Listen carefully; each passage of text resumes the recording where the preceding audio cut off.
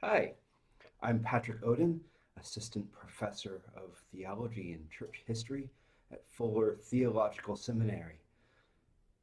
My life is very, very busy, and yet I see my calling not simply to teach about theology and what the church has done in the past, but to see how theology and church history feeds into my own spiritual growth. This is a journey I've been on most of my life, and yet there's been some ups and downs. I've had seasons where I've had a lot of time and space to focus, to think, to ponder, to explore, to pray, to read. That's not this season now. What's chaotic in my life? I have a 3-year-old and a 5-year-old. They're very, very busy. They're very fun, but it's a pretty chaotic house. My job situation. I don't know. I have a 3-year contract that's in the last year and of the contract, and I don't know if I have a job as of next summer. I have some good leads and some positive vibes, but nothing settled. And so there's a lot of tendency to want the anxiety to come in, uh, to let the frenzy take over as I think too much about the future and what could happen and to overplan. So that brings chaos into my life. Yesterday, we had to spend $600 to put a new power steering pump in my car. We don't have that money, and yet we need a car. With the holidays coming up, we have busyness and families and expectations, all of which is good, but all of which draws me away from a quiet, peaceful experience. And add on top of this my work. I have a book that I've been trying to finish for the last few years. It's been about a year and a half since I got back edits from the publisher, and I haven't had time to work on it because I'm teaching, I'm course planning, I'm preaching in my church, I'm doing all sorts of other things that just keep pulling me away. I'm editing articles. There's just so many things that are on top of me that seems to say, Patrick, the moment you get up, you have all these things to do. All the way to the time you go to bed, there's no time, there's no space, there's no time to focus on the things that you know you need to focus on. It's so easy to get pulled away. 7 days a week, there's always something. And yet, I've learned over the years that I need to have that center in the Spirit, that I need to have that focus in Christ.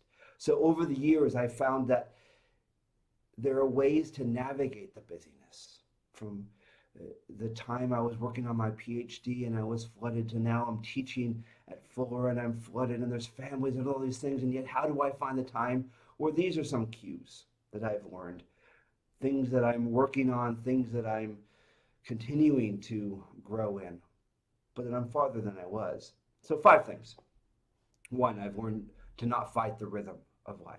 It's very easy to have an idealized sense of spirituality and an idealized sense of who I want to be and how I want to do things.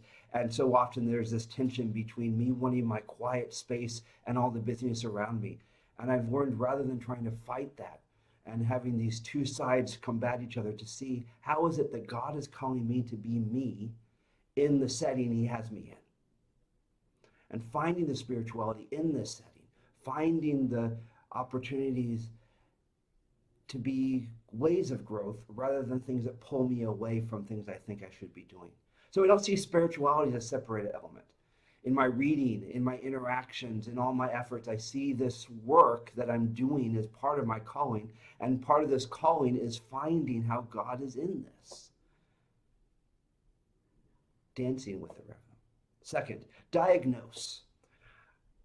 It's important for me to find those places that I'm particularly weak, rather than trying to do this broad spirituality in which I try to gather together all those things that I've learned from all the centuries of study and those ways. It's when you have a lot of time, you can focus on the broad element, but when you are focused in a very small amount of time and space, you need to use that efficiently. So diagnose where you're particularly weak. Focus on those things. Diagnose where you're particularly strong so that you can find encouragement. And that brings us into area 3. Pick one area of discipline to really focus on.